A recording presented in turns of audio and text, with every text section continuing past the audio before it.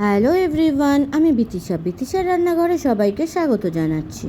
আজ যে রেসিপি আপনাদের সাথে শেয়ার করব সেটি হলো নতুন আলু দিয়ে খাসির মাংসের ঝোল। চলুন তাহলে দেরি না করে রেসিপিটি দেখে নেওয়া যাক। তার জন্য প্রথমে কড়াইতে পরিমাণ মতো তেল গরম করে নতুন আলু দিয়ে দেব। আলুগুলো লাল লাল করে ভেজে নেব।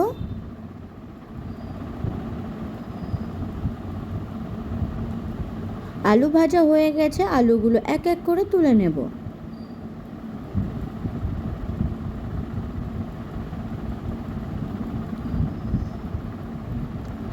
গরম তেলে জিরে, তেজপাতা ও শুকনো লঙ্কা ফোড়ন দেব। ফোড়ন ভাজা হয়ে গেলে দিয়ে দেব পেঁয়াজ কুচি। পেঁয়াজ ভেজে নেব।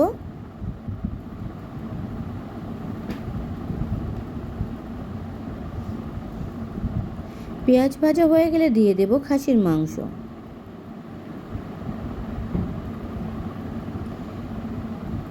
দুই তিন মিনিট নেড়েচেড়ে নিয়ে লবণ ও হলুদ পরিমাণ মতো দিয়ে দেব। মাংস ভালোভাবে লবণ হলুদ মাখিয়ে নেব। দিয়ে দেব বেশ কয়েকটা চেরা কাঁচা লঙ্কা।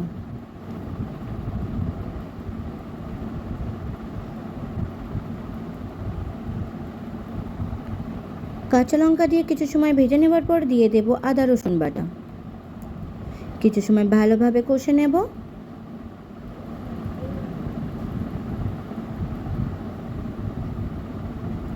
আদা রসুনের কাঁচা গন্ধ চলে গেলে দিয়ে দেব টমেটো কুচি।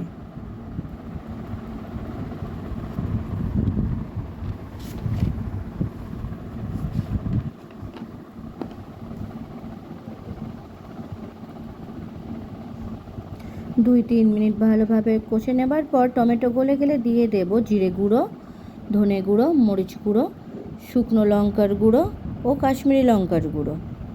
গুঁড়ো মশলা ভালোভাবে মাংসের সাথে মিশিয়ে নেব। মাঝারি আঁচে 8 থেকে 10 মিনিট ভালোভাবে কষে নেব।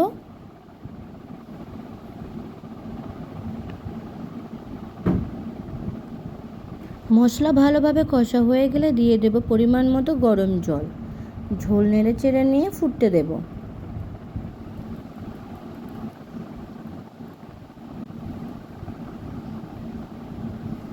মাঝে মাঝে ঝোল নেড়ে চেড়ে নেব।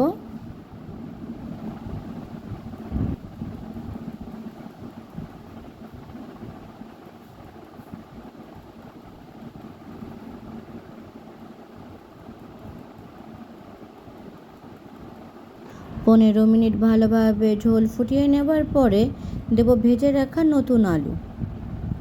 আলু ঝোলের সাথে মিশিয়ে নিয়ে ফুটতে দেব।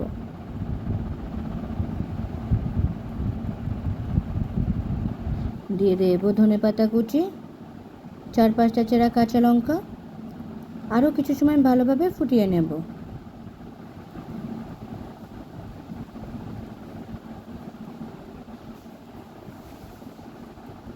মাংস ও আলু ভালোভাবে সিদ্ধ হলে দিয়ে দেব 1 চামচ গরম মশলার গুঁড়ো। গরম মশলার গুঁড়ো ঝোলের সাথে মিশিয়ে নেব।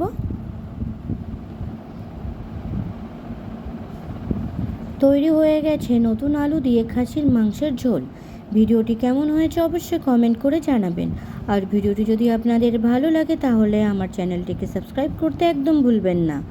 ধন্যবাদ।